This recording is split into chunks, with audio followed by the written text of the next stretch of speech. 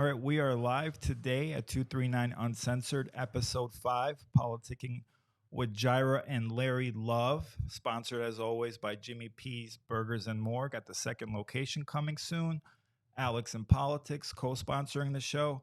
And I'm going to let Larry introduce our special guest today. But before he gets into that, I like what you did the last episode, how when we bring guests on, we want to give them their flowers. It's people that we really respect and admire in the community. And the gentleman we have on today, I'm not going to lie, when we talked about doing this podcast, first person I thought of to have on, not going to lie, Congressman Donalds, but Larry's so sick of Byron because he's around him all the time. So that wasn't going to happen, not yet at least. But the second person that came to mind is this gentleman here. When this gentleman's name comes up, any conversation, you see the respect. You can tell if someone's being serious, if they like someone or not, or respect.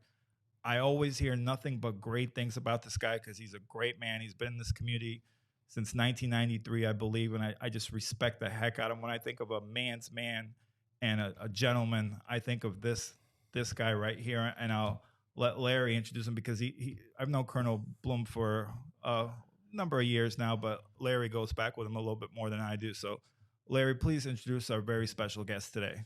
Southwest Florida, it brings me great justice and great pleasure to introduce not only the Undersheriff, but a man that has also touched my life, helped direct my life from a kid to an adult. And everywhere he see me, he give me nothing but love. He give me my flowers. He always tell me how proud he is of me. The changes I have made has he watched me grow. No other than our own Collier County, Jim Bloom. Sir, how does it feel to be on air with us today? Hey, I got to tell you, it's an honor, Larry. I don't know how I can achieve, the recognition you guys just gave me. It's very humbling, to be honest with you. But when you guys asked me to be on, I got so excited. And you and I go back 30 years. Yeah, man. I was a lot thinner, had a lot more hair. It wasn't gray. It's a great history that you and I have, and I'm proud of it. And I wouldn't trade it for anything. I consider you a very, very good and true friend of mine. Hey, you know what? I really appreciate that because you watch me grow. You watch me mature. And for you to be in my life today, that really means a lot to me. And even, it don't matter where we at, you always, I really mean that. You come and tell me exactly how proud you are of me. See, a lot of people wouldn't understand because they never watched me grow up. All they see is Larry now. They didn't see Scooby. They didn't see me when I was running with the knuckleheads in the Markley and doing the things that I wasn't supposed to do. But it's individuals like yourself. You believe in nurturing. You believe in guiding, trying to direct, because you know a lot of people was against all odds out there in Markley because you was there when Markley it was a real bad place.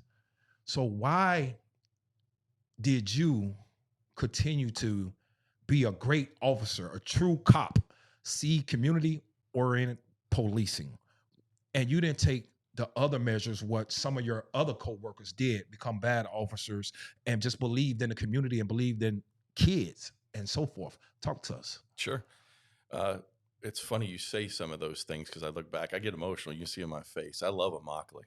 Like, Immokalee to me is one of the most purest towns and has some of the greatest people, not only in Collier County, but this country. And I mean that.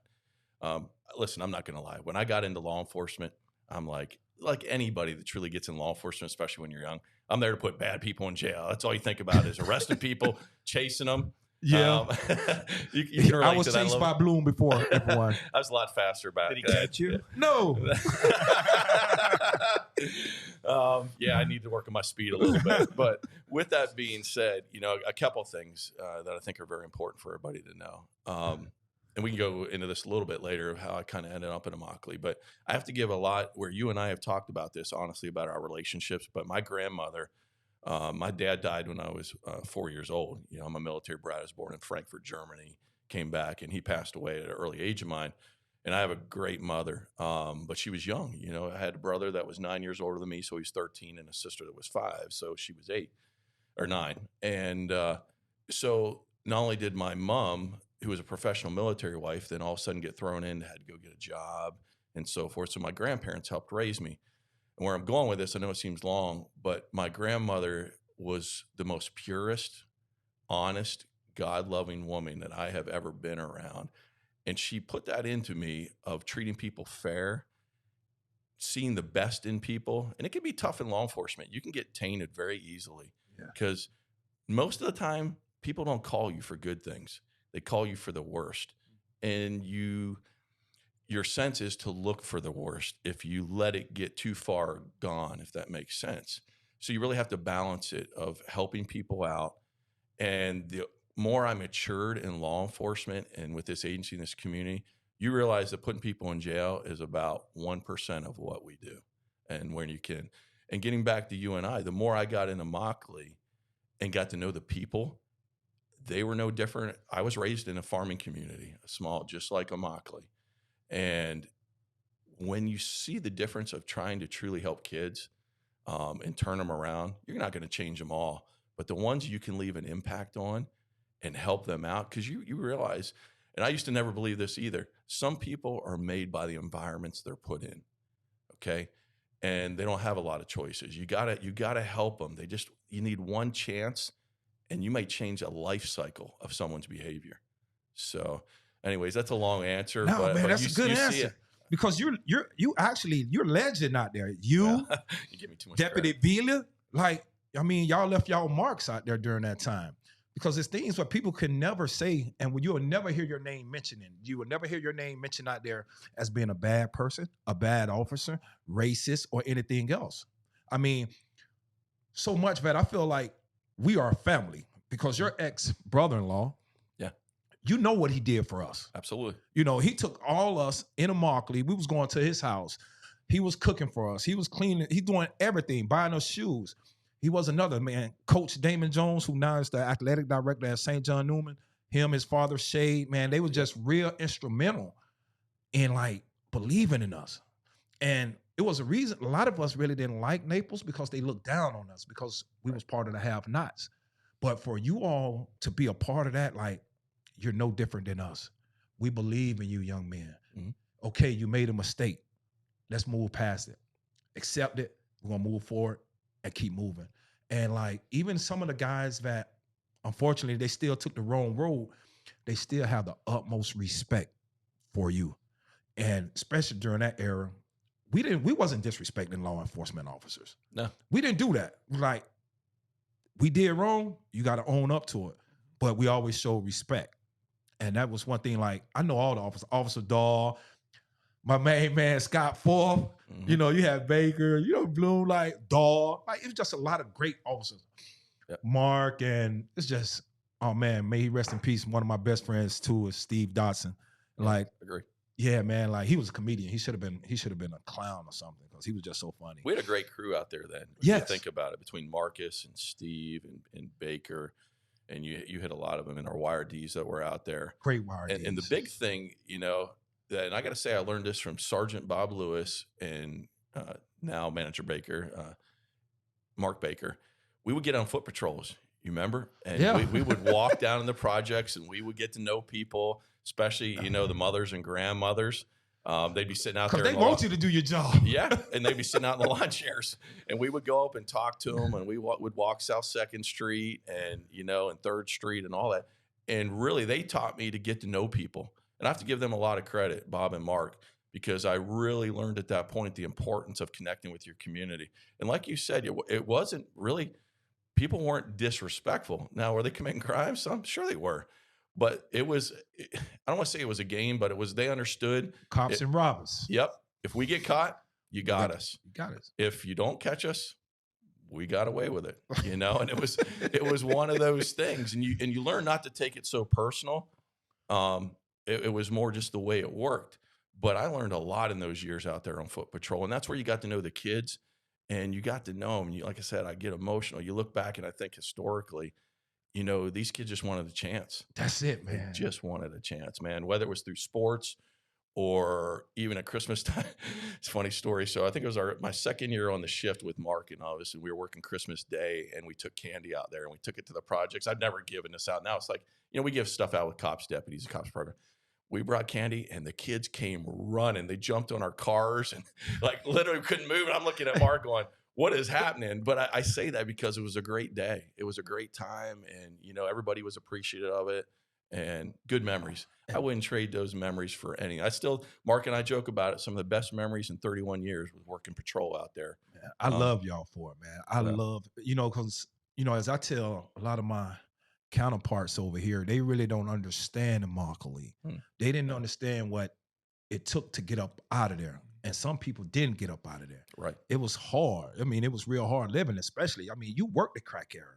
You know how hard it was. And I tell people, slinging. like, man, believe it or not, at that time, Immokalee had one of the worst crime rates per capita in the state of Florida.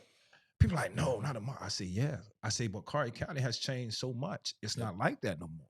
But thanks to you all, I mean, y'all did y'all job, and just the way you went about it, you know, unfortunately, I'm just glad you wasn't with the other bad officers who had to go down and go to prison and everything else, because, you know, that give you all a black eye. It does. Because you wasn't part of that foolery, you know. And I just, man, I appreciate everything you have done for our community and everything you're doing now for the great county of Collier.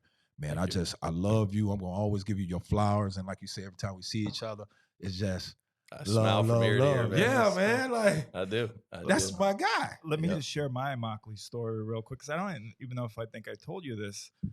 So I used to have a high school basketball recruiting website, and Immokalee, you know, had a lot of talent, but they were more focused on football than basketball, but they had a lot of basketball talent. So I was like 16 years old, and I went out there for a game, and I got to know some of the players, and they were just so happy that someone came out there to cover them. I made Pee Wee a shirt, and they were just so humble and grateful that someone's coming out there to see them. And guys I've maintained friendships with over 20 years. So it's just, and another example is when I go to Larry's church, brought my daughter there a couple of weeks ago. Everybody at that church got up, came over to me and my daughter, shook our hands, made sure my daughter was so comfortable and welcome. And it's just a great community. It really is. If all the communities were like Immokalee, especially the older people, but we'd be in a good place, you know? A funny story. After I finished the police academy, I was supposed to go to East Naples, which back then was the coveted spot. Everybody wanted to work for legendary Lieutenant Riley. Great guy. Had a lot of respect for him. But because of Aunt Linda from my ex-wife's side and Norm and so forth, and that kind of a community, I literally asked to go to Immokalee. And when everybody heard that I was asking to go to Immokalee, they're like, are you an idiot? Nobody wants to go to Immokalee. I was like, no, I really want to go to Immokalee. That's my family works out there. It's my kind of community. I was raised in a farming community. They're like, you're crazy. So I literally had to go meet Jim Sanders to get permission. So we're not even going to go down that road, but you can imagine I'm going to describe it. So I knock on his door at that time, his office door. He's got his feet up on the desk and he says, yes. And I go, sir, I'm here to, talk to you about my current assignment. I'm supposed to go to East Naples, but I'd like to request to go to Immokalee. He looks at me and goes, boy, come on in here. So I go on in and sit down. He takes his feet off. He goes, nobody asked to go to Immokalee. And I said, well, I understand that, but, and he knew Aunt Linda and Norm and so forth and some of the circumstances. And I said, this is where I want to go. And we went back and forth. I told him a little bit about my history, where I was from. And finally he looked at me with a grin and he goes, are you sure you want to do this? I said, yes, sir. He says, because once you do this, there's no going back. There's no changing. I'm not going to cut you any slack. I said, no, sir, that's where I want to go. And that's the rest is history. And it really, I look back that one day in that moment of him giving me authorization to go to Immokalee really formed my whole career here. My ability to work with people, make friendships. Because if I wouldn't have gone out there, I would have never got to know you. I wouldn't have been on the shift I was on. It's really strange not to get emotional or think back of how one choice or one thing could change you. But I look back and reflect on that, and my career would be totally different. I don't know where I'd be or who I'd know, inside the agency and the community, and everything from there grew. But that's how I got to Immokalee. I was not supposed to go to Immokalee. I was supposed to go to East Naples. Yeah, I can understand, Mr. Sanders. I would have looked at you too like, man, are you crazy? No regrets. Like I told you, one of the best decisions, best times of my life.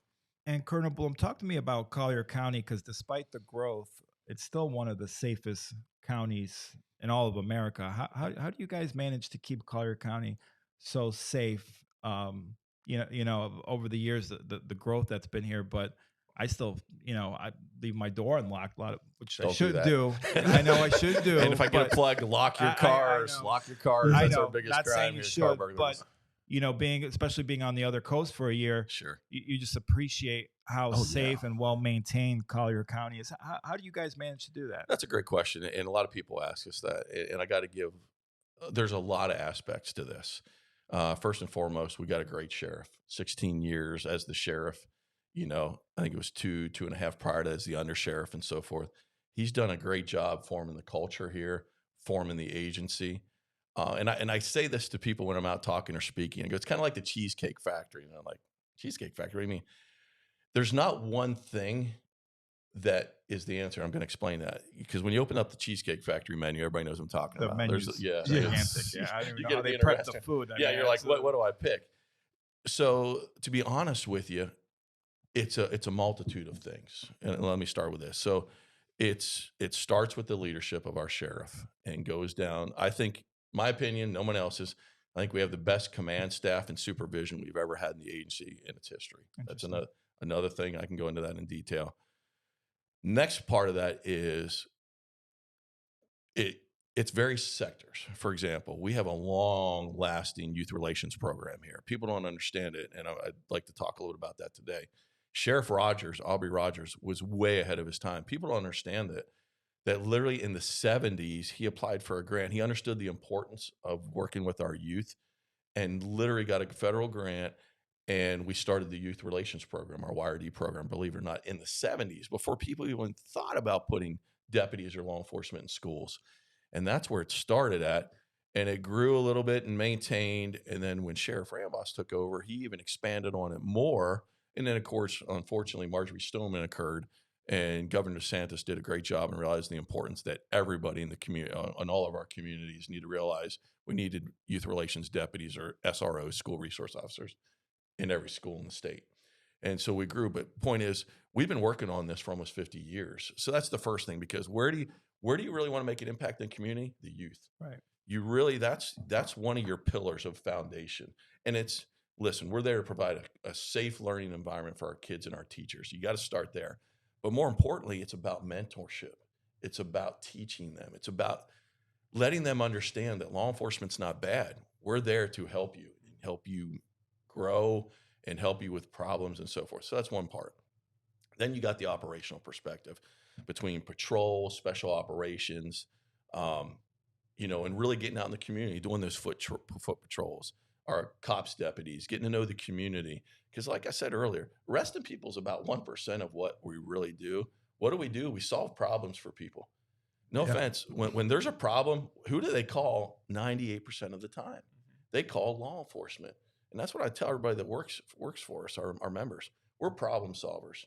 It's no different than the military creed of special operations of solve the problem. Don't panic. Don't go in the fetal position.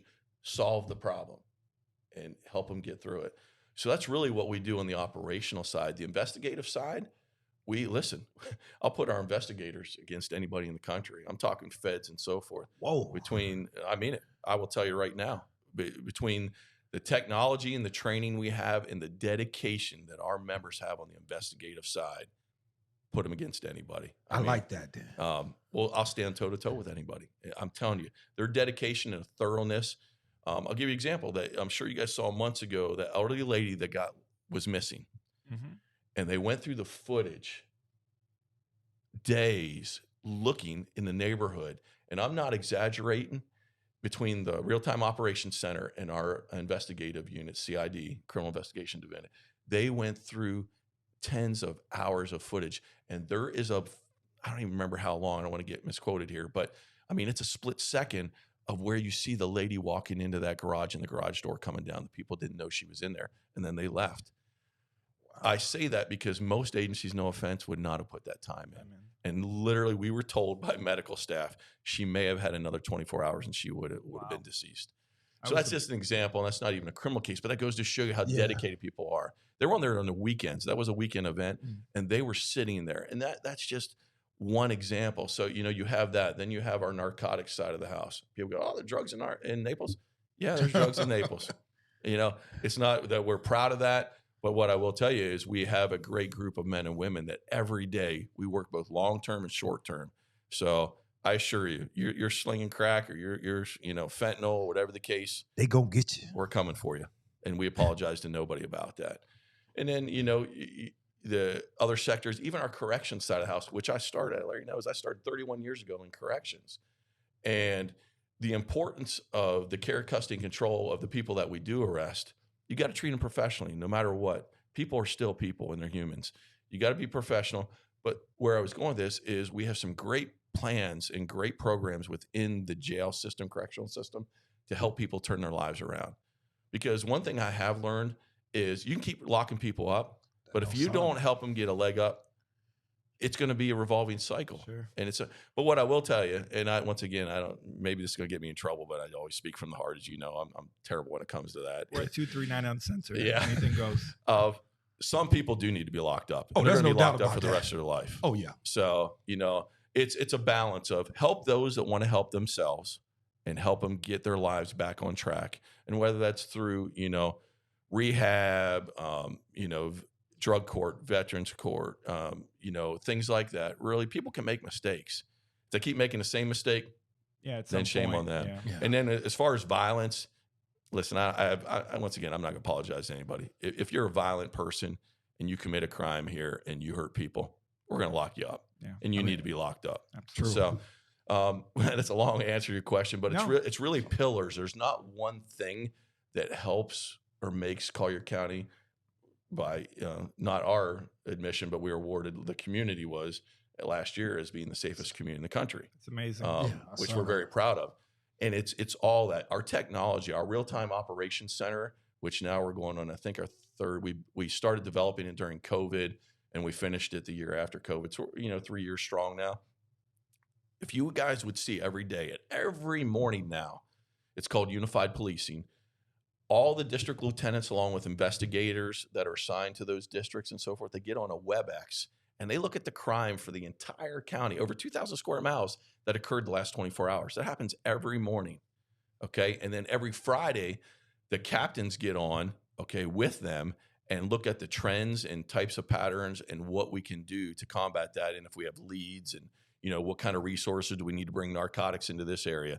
Do we need our intelligence bureau to do surveillance on these guys, and so forth? That's discussed. And then every 28 days, we all come together as a group, both physically and through WebEx, and literally plotted district by district. We look at the crimes that have occurred, the ones we've solved. Is there a pattern of, catalytic converters being cut off cars in certain areas? Do we have leads here, and so forth? It's phenomenal. So it sounds like you guys are proactive, not reactive. And you have to be. You have to be in today's environment, because the criminals, I promise you, have as much technology as what we do and then some. So anyways, that is a long answer to your question. I know Collier County really has been doing a great job, because you had a lot of people from the East Coast thinking it was very sweet over here, where they could come over and just be like, okay, yeah, we just going to go to Naples and try to do this type of crime, that crime. But they always get caught. And thank God, but we also have a great judicial system and a state prosecutor and Amira Fox. She's phenomenal. Yeah, I love Me too. She's great. And she put the hammer down. And so when they get locked up, they send word back like, dude, don't come over here. Yep. I'm glad you brought that up, because she's instrumental. When I say there's not one thing, listen, the state attorney's office in Amir, especially her leadership, and I know she's a rule of law person. I don't care what anybody says. She is a diehard rule of law and zero tolerance. She's a big reason why Collier County is so safe, and the partnerships that we built with her and her organization. So I got nothing but love for her. And as you say, give her flowers. She deserves a lot, because her and her agency have done a great job. We're fortunate to have her. They're working. Yeah, they are. They really are. Let's lighten it up a little bit here, because we're known to have fun on the show, Colonel Blue. Sure. I don't know if you've seen. So you're a big Notre Dame football fan. I love the Irish. We're sorry to wait hear till that. he hears about keep going with this, because I'm going to shock him here in a second. This is great. Notre Dame football kind of reminds me of the Dallas Cowboys. There's always a lot why'd you of have to hype, go there? great expectations. There is. They'll It's start so off 4-0, 5-0. This Yep. is our year. Here we go. But just can't seem to get over the hump. So number one, how did you become a Notre Dame fan? Because you went to Central Michigan, which I understand Central Michigan's football programs, not elite. Although Antonio Brown, they produced some pretty good NFL players. But how did you become a Notre Dame fan? And I know you're a very avid Notre Dame Fighting Irish fan. Been known to make a couple it's games. Terrible. My wife tells me I'm crazy, like literally psychotic over it. Yeah. So my stepfather, who helped raise me, he was from Pittsburgh. So obviously I'm a big Steelers fan. I'm not probably going to have people booing me here. But also in addition to that, he's huge. We're Catholic family. So he's a huge Notre Dame guy. So him and his brother actually went to Notre Dame. So I was raised in the culture. A lot of times when you're Catholic, you're either Boston College or you're Notre Dame. So I'm anti-Boston College. Sorry, everybody. But that's the entire Naples. Yeah, but I am Notre Dame, and it's through and through. And guess where I got tickets at this year? I got tickets for Notre Dame, Florida State, baby, and we are going to put the smack down on the Noles. Is that a doke this year? We are good. What's that? Is that a doke this year? Yeah, we're going. No, we're going up to South Bend. Okay, yep, South Bend. That's an easy victory. We beat them by 17. He just throws out numbers, and we beat them by 17. Yeah, I don't know about. So who's the greatest Notre Dame player of all time? Well, I was going to ask top three. I'll give you some leeway because that's hard to say one. Well, because I kind of showed my hand here a little bit because I'm a big Steelers fan. I got to go with Jerome Bettis. I knew he was going to say the bus. Yeah. And everybody goes, listen, how do you not think that he's not one of the greatest players of all time, both his college career and his NFL career when you combine that? And that guy just he's a guy's guy. Good guy. Every day he's a workhorse, was a workhorse. I mean, that guy played through injuries. I'm excited. We got his son coming there, Yeah, I saw him. You ever met him before? No, I haven't. I would love to. You would love him because he is a great humanitarian. That's another thing. What I've read, I haven't met him. He's amazing, man. Like so much charity, but he should have been in the PBA because he's a professional bowler. Really? I missed that on Jeopardy for 100. Oh yeah. He can bowl. Well, Larry was a Steeler fan for about 3 months, but how? You were a Steeler fan for about a half a season. How? I saw you were Steelers. Well? No, it's an inside joke. My ex fiancée, she was a diehard Steeler, so we went up to a couple games. Could have been that bad then. That's why she's the ex. In my opinion, the greatest Notre Dame football player of all time, Bryant Young. But yes, because he went to the 49ers. Yes, yeah, Hall of Famer. Hall of Famer, man. Tremendous his college career. For Notre Dame too. Yeah, he's coming to Notre Dame. Yeah, so. Fantastic defensive tackle. The Rocket. Well, Rocket had a great college career. I was just going to say, yeah. So you said about, sorry, I cut you off. No. So if you had to go, Bus is by far my favorite. Then you got it. I mean, everybody once again say a cop out, but how do you even go against this? And that's Joe Montana from his college career. When you combine college, if you're looking at the overall careers of people, you got to look at, Tim college. Brown. Well, Tim Brown's there too. Tim Brown's my third, but now if you're just looking at a collegiate career, Rocket Ishmael, man. When you watch that guy play, anytime the ball touched his hands, ahead of his you time. knew it could go. Like Peter Ward. Right, exactly. That's another great guy, man. I got to give credit. Just want to throw that out there for all my Seminoles out there. Yeah, I'll give credit, man. I'm a big Peter Ward fan, and what he did for both college, professional, and then what he did for community. Yeah, that guy he's real big in. Yeah, I think last time I saw the number, he had that program where he would build homes in honor of his mother. That's Ward done. Ward done. Yeah, I'm sorry, I mixed up. Peter Ward do it for because he has an autistic child. That's right. Yeah, and so he do a lot of stuff for disabled and autistic children. He do a lot of stuff for children. Which we have a great. I'm glad you said that because I have a soft spot working with kids and everything like that. We really have a great autism program here within the agency too that we started years ago, and helping our deputies recognize when we respond to certain situations of autism and what they might be dealing with. Up until we have a sticker program that where if you volunteer, you can. All of our deputies are trained on it. That you can put it on your car, so when we approach a car, we know one of the children or so forth, and even your house. Oh, wow. And so forth. So there's a lot of things that we have done at the cutting edge. And sorry that wasn't, but when you brought that up, no, and I know you're involved with Youth Haven as well. Yes. Yeah, so once again, anything to do with kids, make a wish, great. Youth Haven. Leadership Collier Youth, things like that, man. It's a huge soft spot for me. And I think as a community, getting back, that's another thing that really sets our community apart. It's just not the SAO. It's just not the sheriff's office. It's the community. The community has bought into what we want to do here as far as law enforcement. And once again, I got to give a lot of credit to Sheriff Rambosk. That guy's out speaking in the community nonstop, relentlessly. And he's really taught us as an agency the importance of service to others before self and giving back. And the community's bought into that. And they do a lot. This community is phenomenal, man. I love it. I've been here 31 years. I'll be honest with you, Larry knows this story. When I came here, like every young man, my dream was to go be a federal agent. Everybody wants, you graduate from college, you're like, I'm going to go conquer the world. I'm going to be an FBI agent, DEA, whatever it is. Well, lo and behold, in 90, I think it was 98, I applied with the DEA. I was hired by them. And it came time for me. I originally accepted it and I was going to go. And then I sat down with a couple people and they're like, listen, we really don't want you to go. We support you if you do. But do you realize what you're giving up? You can go be this small fish in this huge ocean, or you can stay here and truly have an impact on your community and be involved. And it really, thank God, I look back, I'm like, I really wasn't that smart back then. Not that I'm that smart now, but thank God that clicked. And I had people afterwards go, you're an idiot. You could have been a DEA agent and so forth. Man, best choice I ever made, because this community, what a better place to raise my family. And no disrespect to Sheriff Rambosk, but when I think of Collier County and leadership, I think Colonel Bloom. That's the first name that comes to my mind, because I know I appreciate it, but it all starts with him. Because you see him. It all starts with him. You're able to touch him and have that relationship. It's a difference, because no one ever sees the sheriff.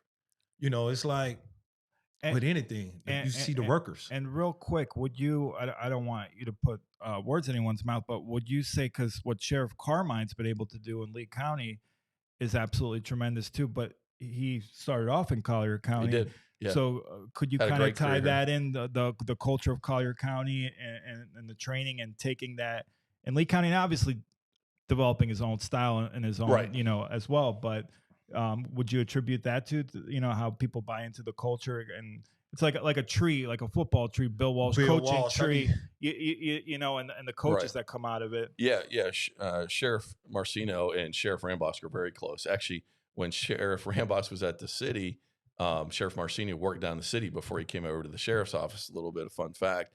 And then he and the sheriff were very close. And then he went up and worked for Sheriff Scott. And then, of course, history is where it is now. Sure. He became the sheriff. So yeah, I'd like to think, now listen, he has created his own culture up there and done a phenomenal job. He's a cop's cop and done a great job there. I would like to think he took some things he learned down here. You'll have to ask him that. Yeah. And taking some of our philosophy and taking it up there and applied it. And then, of course, he's created his own style and his own things. Yeah. But I will tell you this, we work hand in hand with each other. And we have a great relationship between the two counties and the two agencies and so forth. And, completely two different areas and types of crimes and what it takes for them, up there to be successful and what it takes for us to be successful down here.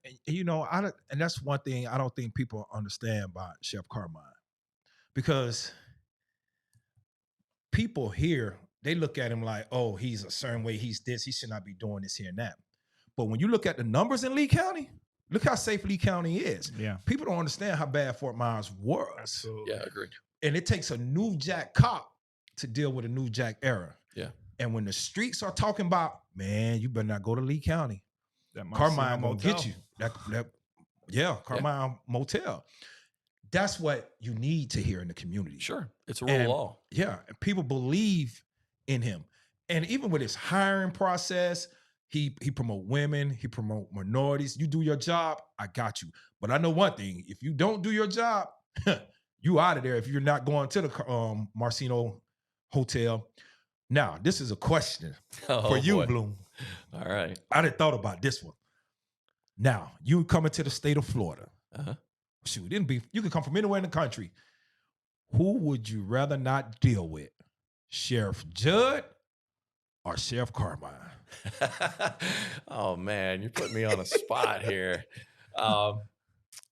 I got to tell you, and I know Carmine and I go way back, so he won't be offended by this. I'd be scared to go to Lee County. I'd be really scared to go if I was a criminal or whatever going to Sheriff Judd. I said the same thing. You know, I don't want to deal with Sheriff Judd. Yeah, he is no nonsense. And I mean, just the guy, you laugh at him, but you're like, holy smokes, you know, and he's old school.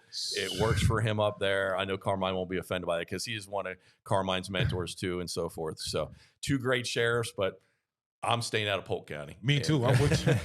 And again, people all throughout talk about Polk County and Lee County. Yeah, they do. They're like, man, don't go there. You thinking about committing a crime, you go all the way around Polk. Yeah, I sat on several national boards and travel and things like that. And they're always like, hey, do you know a Sheriff Judd? I was like, oh, I know Sheriff Judd. Yeah. Everybody in the country knows Sheriff Judd. I arrested my cousin. He want to act up. I got a place for you. Yeah, he has 0 tolerance. He is a rule of law sheriff. There's no doubt about that. So before we go into rapid fire, I don't know if you've noticed the couple posts I put on promoting the show, but I have Motley Crue playing with Colonel Bloom's picture because, like myself, Colonel Bloom is a big Motley Crue fan. I am. Top 3 Motley Crue songs of all time. Wow, put me on the spot. Okay. All right. Once again, people are going to say, oh, it's a cop-out, but this album came out when I was in high school. So when you hear a song, you know, certain things, you know, trigger and brings back good memories. It'd have to be Girls, Girls, Girls. You know, love that song. If you want to go old school, I would have to say that should be your theme Smoking song, in the Boys' Room, the remake of it. The original was great, but Smoking in the Boys' Room, that's another great song of theirs. Mm-hmm. And then if you go newer, I'd have to say Primal Fear. Primal Scream. Or Primal Scream, I mean, sorry.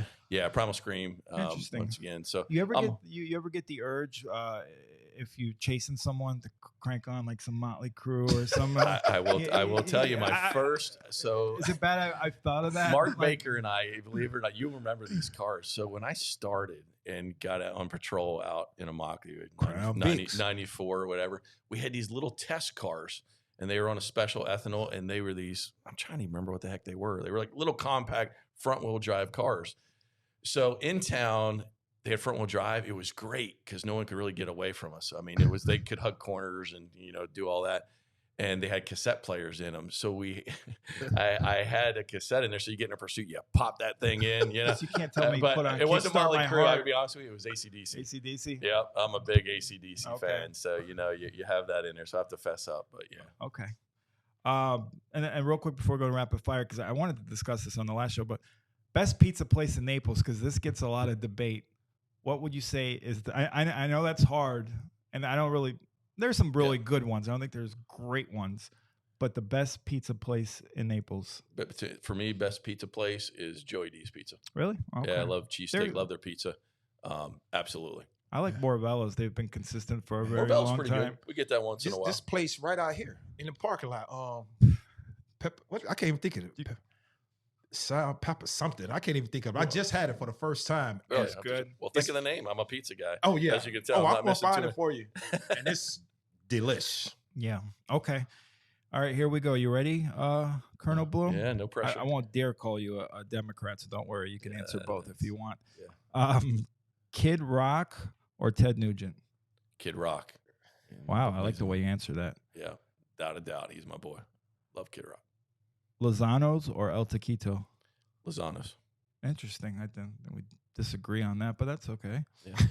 Mickle Bob's or Mission Barbecue? Now think about that one before. Mission Barbecue. Okay. Mm-hmm. I like the way you're just whipping them out. Witch's Brew or Zanzibar? Wow, that's historic there.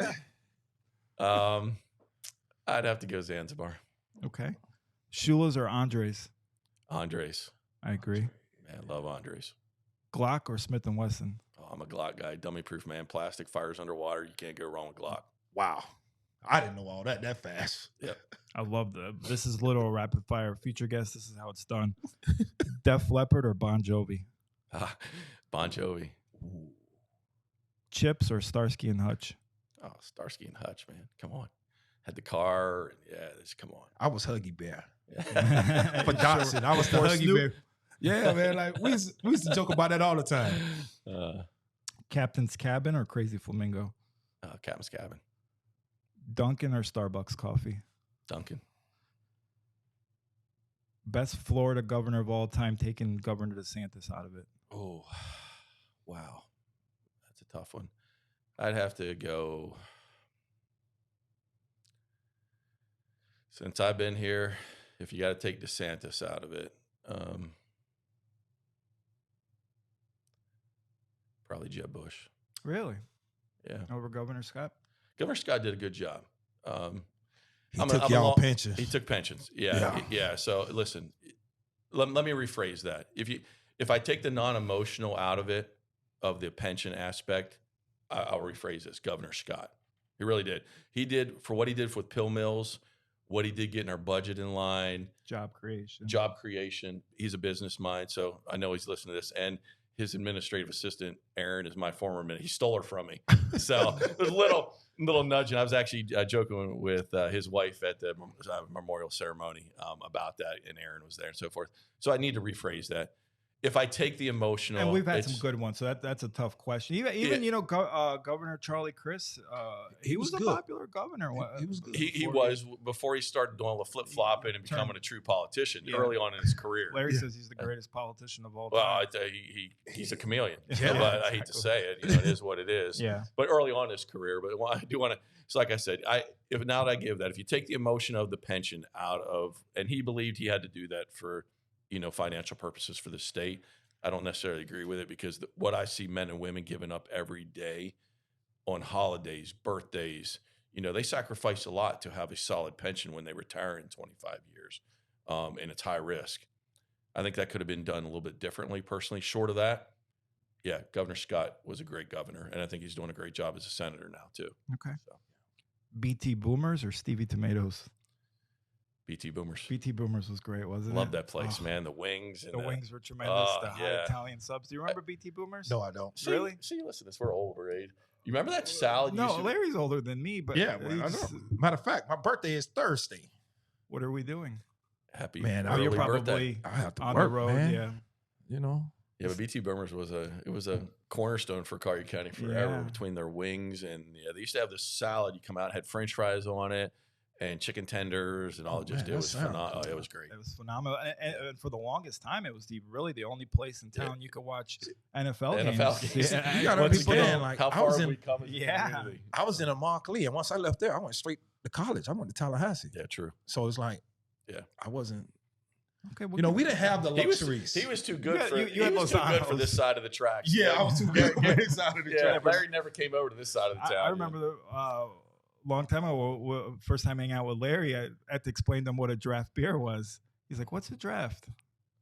Man, because I didn't drink beer in college. Yeah, I didn't drink beer in college.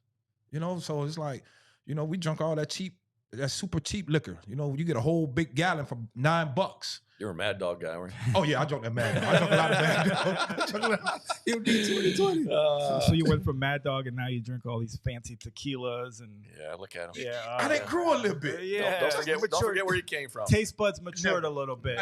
They got expanded horizons. I'm invited to a place, and I learned a few things, and I'm like, okay, I like this. When in Rome, it was the Roman. Yeah.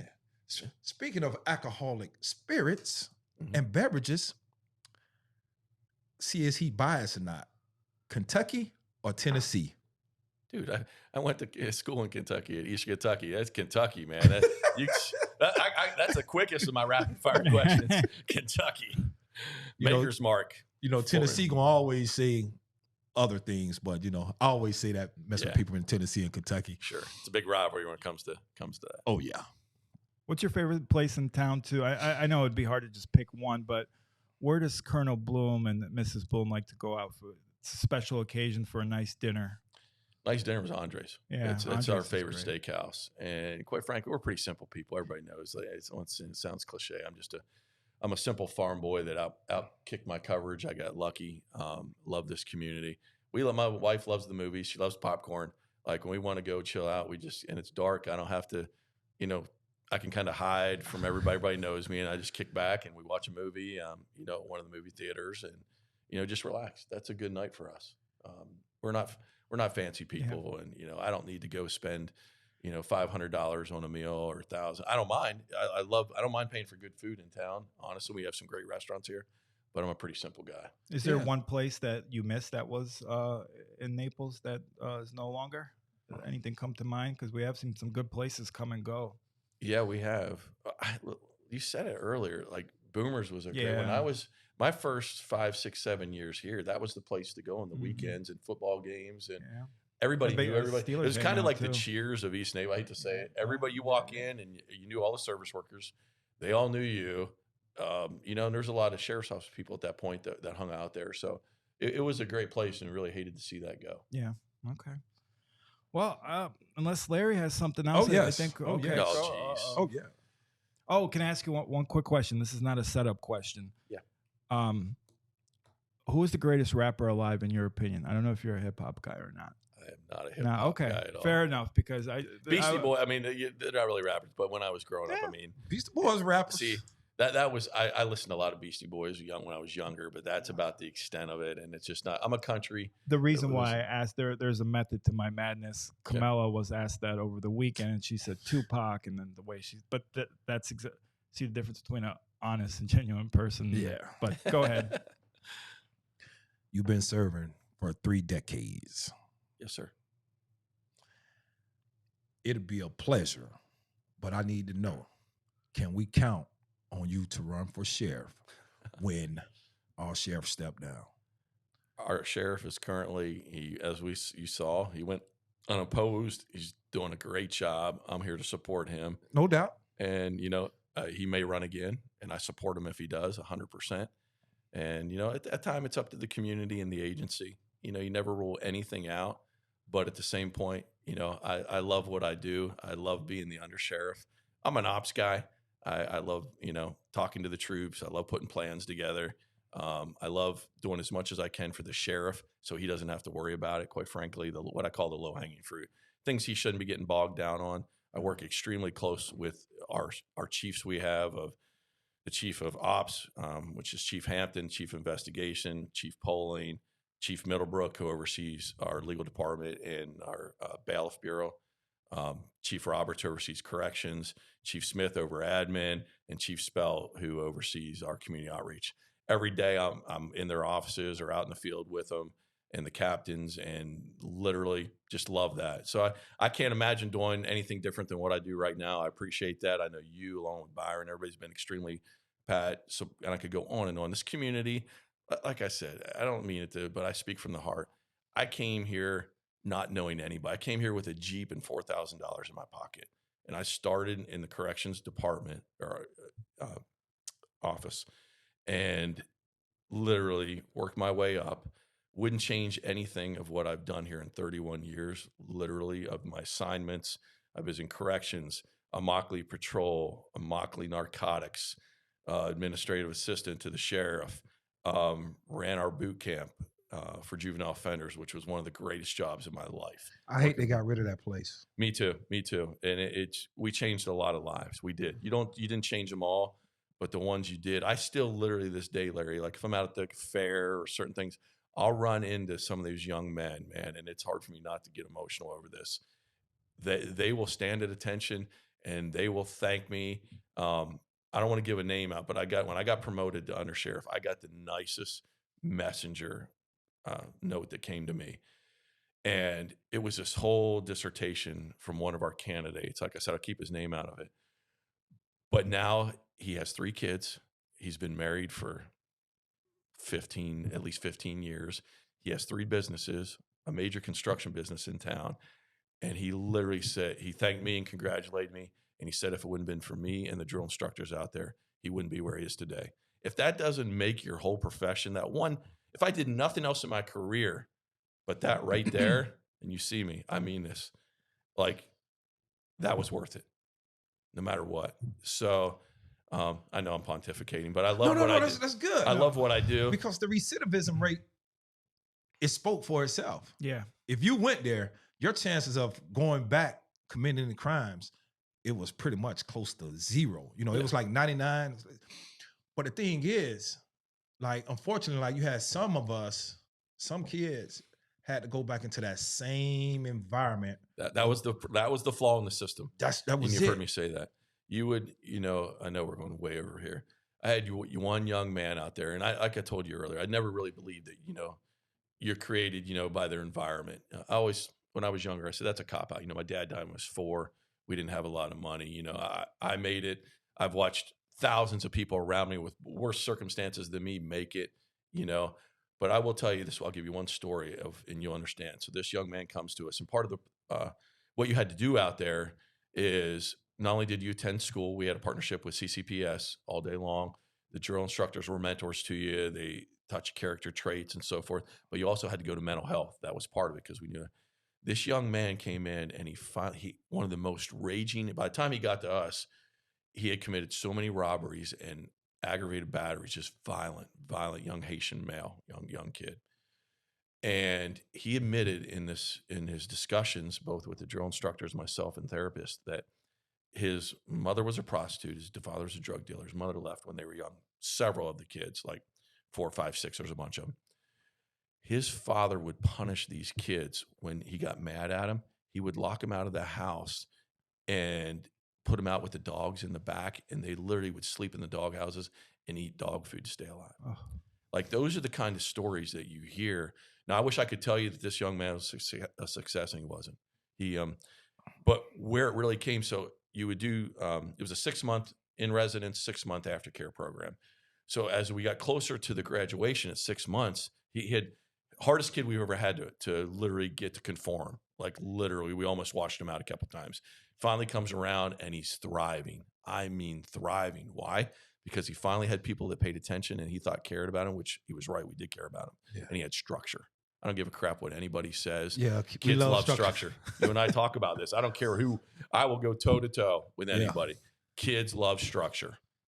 But so we got closer to the graduation. They're in the residence graduation. He started acting up out of nowhere. I mean, just crazy. And we're like, what's going on? And finally admitted he didn't want to go home. He didn't want to leave. It was one of the hardest things I've ever, because we had no options, And we did. I think we extended him, if I recall right. We let him stay another 3 months, really tried to get him mentally prepared to go.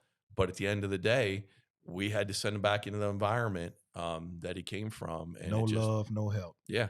And that was, the long-term goal would have been to build a residential, an out care residential. But as you know, the state, up in Bay County, they had a program up there, and they killed a young man, and then they were outlawed after that. I know. They should have just held those people responsible. They did. But yeah, and it is unfortunate that they did really have that's one thing I can say, like, man, my mom was she was really there, and she knew the environment and the people I was hanging around in Markley. She couldn't wait till I finished school, because when I left, she was like, don't come back. Yeah. I don't want you to come back. I will come visit you in Tallahassee, but just don't come back. Yeah. But again, I had a mom, like, she was down on me. It's just that she worked 2 and 3 jobs. It's like, I didn't have no problem in school. It's just that when I got on the streets with the mother clowns, it's like, it was just different. But man, like, again, having people like yourself, like, man, you all really mean something to me. And it's like, everywhere I go, like, any of the offers I see, especially from way back then, I know it's always love. As a matter of fact, I haven't seen Officer Dahl in forever. Where is Dahl? Dahl, that's a good question. I want to say, I think he's back working in corrections. Oh, he's back with CCSO? Yes. Oh, man, I got to see Dahl. Yeah. I got to see him. I haven't seen him forever. Yep. So we got them all around. So, but we're all kind of spread out. All the original Immokalee boys are, But you want to know something? I mean, I know Ramboss, he's been there for a while. And that's the only reason I asked about you being sheriff, because, most people, they'll do probably 20 years or whatever, then they'll turn over, relinquish the reins. I think the day you become sheriff, I think all the boys coming back. They're going to have some type of position in the administration. It's funny you say that, because I was talking, guess who I was talking with? I think it was this past weekend or last week, Marcus. Carter. Yeah. Carter coming back. I told him, I said, I got a job for you right now, because, man, I love Marcus, and you know how good he was with the community. Oh, yeah. I said, you want to go into youth relations, you want to go, I will find you, because talk about a guy that loves his community. He gave a lot of years teaching, coaching wrestling. Another guy that was very involved in kids and mentoring, and he But anyways, yeah, I told him, I said, come on back home, Oh, baby. But he's doing good, him and his family. And it was great catching up with him. Yeah, I told him, man, you need to leave Bolivia. Come on back to the U.S. Yeah. Did you see that coup that they had? It lasted like 8 hours or something down there. He was texting all of us and letting us know. It was, crazy. I want to give 2 officers a shout out. Yeah. Mike Puka. Mike Puka. Great young man. Phenomenal. Tremendous. Yes. What a pleasure to meet him. What a great guy. Yeah. And Officer Calderon. Yes. Good guy, went to high school with him. So I want to give those 2. Two great guys. Yep. And they really, once again, those are, you asked, I got to say this too. You said earlier why we're so successful, and I missed it, and I have to apologize. The main reason why we're so successful, it's the great young men and women we have working for us. I mean that. We have a very hard hiring process. We won't lower our standards, never, because you see agencies do that, and that's a problem. But I will tell you, I travel over the country, sit on boards, talk to leadership the whole way up to the level of literally right now, leadership class with the commissioner from NYPD, Eddie Caban, just a great guy. Point is, what I'm saying, I'll put our people against anybody. You've seen them. We talked about investigations. We talk about operations, but you know where we're great at? And we talked about mentoring in schools. We're great at chaos. When the chips are down, you think about this. Okay, we had to deal with COVID, of lockdown.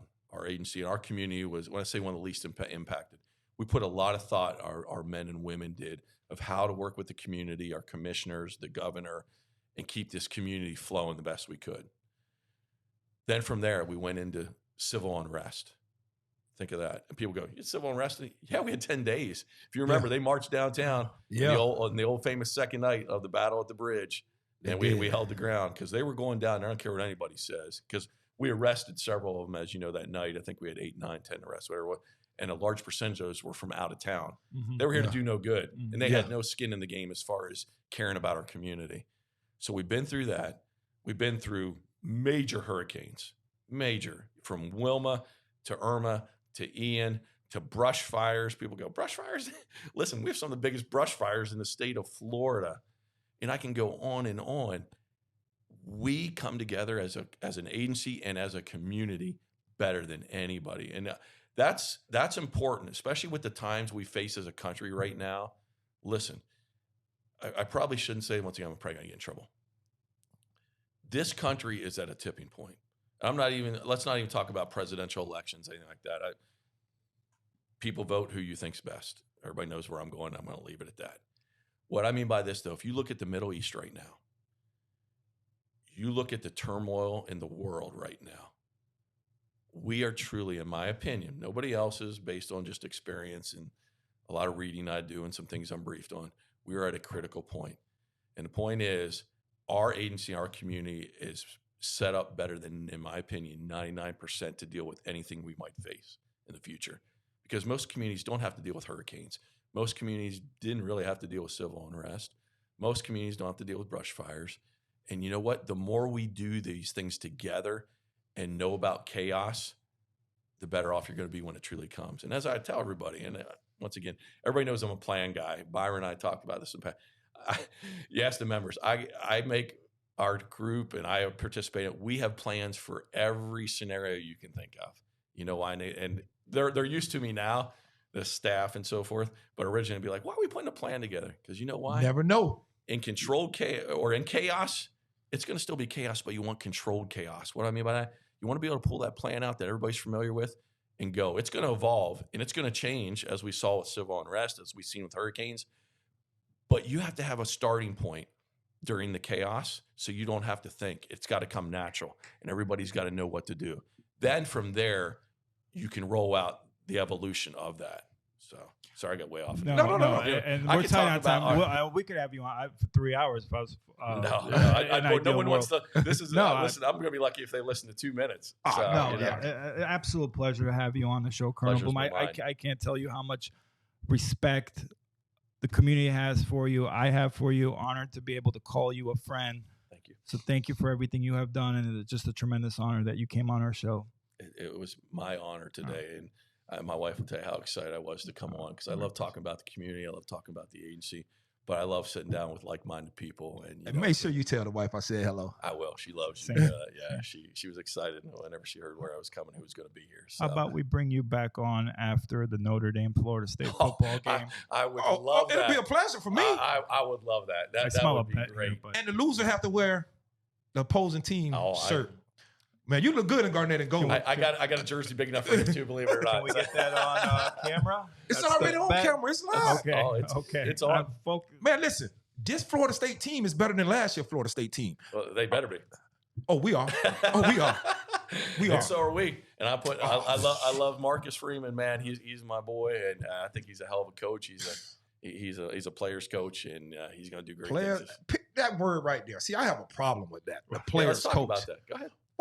What is it? I don't want a player's coach. Well, when you had Brian Kelly before, who didn't care about players at all, he would burn through them and so forth. Marcus Freeman, truly, my opinion, no one else's, truly cares about the young men he has under his tutelage. It's a lot more than football. It's about creating young men. It's about creating a future, not burning them up for 1, 2, 3 years of, come here, help us win national championship. Hey, we wish you the best of luck, or you get hurt. Truly, Notre Dame and Marcus Freeman, that's a different philosophy there. A lot of those coaches don't exist no more. That is true. NIL has hurt us tremendously. Real quick, I don't know if this will be able to. We got Joe McDonald, the GM of Mission Barbecue, on air here with us. Joe, you have a Notre Dame football question for Colonel Bloom? Can you hear me, Joe? I think we're going to win the national title this year. I think we stand a better shot this year than we have in a long time, Joe. As we know, I'm sure you've been watching. I'm sure you're a groupie like me. We've had some serious injuries already this year, just in the first week. Oh, here we Larry's over here. I'm not making excuses. Yeah. I'm just saying, hey, but I do believe right now, how could you not be excited about Denver coming back and running our offense for us? We got I'll put our defensive backs against anybody in the country. Go ahead, step up. You put your DBs against anybody? Yeah, I will. You know what? That's our strength. That's one of our strengths. Y'all heard it here now. You heard it here now. When have Notre Dame been known as being DBU? I'm telling you. Well, that's true because we have tight end U. We got defensive line U. I mean, where else can I go with this? I mean, tight end U. how many universities can you have U-wise? But that's okay. That's all right. Okay. That's all good. I cannot wait now. I can't wait till November 10th because I think the game's November 9th, if I recall right. We have a bet here, Joe. Florida State, Notre Dame loser has to wear the other person's jersey. Bring it on, baby. Bring it on. Let's go. Still. Same thing. USC. I was at the USC game last year. It took my wife. First time ever in Notre Dame. It was like a religious experience, literally, for us. She had never been there. I'd been there several times. But oh my gosh, the seats we had and watching USC get stomped in the ground and just literally melting down. It was because their quarterback folded. He folded. He folded. I gotta give our defensive coordinator just accolades last year on his scheme program that he brought out. Literally, and we were so deep at that point to be able to change players. Literally had him confused like I have never seen them confused before. Honestly, it was great to watch. I can't believe he went high in this draft because if you folded like that and then started crying and went and got in your mother's lap, I don't want you to head my football team. I need some soldiers. I'm with you. It's going to be interesting. I know I'm the minority. I think you are too when it comes to, I don't think he's going to have a great career in the NFL. No. I could be wrong. You have to be strong-minded. I just seen some of his character flaws last year and some of his ability to read defenses. I mean, you and I know the NFL is a lot quicker and a lot. I mean, you have to be able to adjust play to play. Oh, yeah. He hasn't proven that yet. Ryan Leaf all over again. Yeah, I'm with you. Well, we'll leave it at that. We're going to get kicked out of the studio, so we got another guest coming in. But again, extreme pleasure to have you on, Colonel Bloom, and we will have you on after the game, and that bet is official. Been good. Thank you, sir. Hey, that was great. Had a great time, guys. I'm glad you did. Let's do a quick. I got to run back.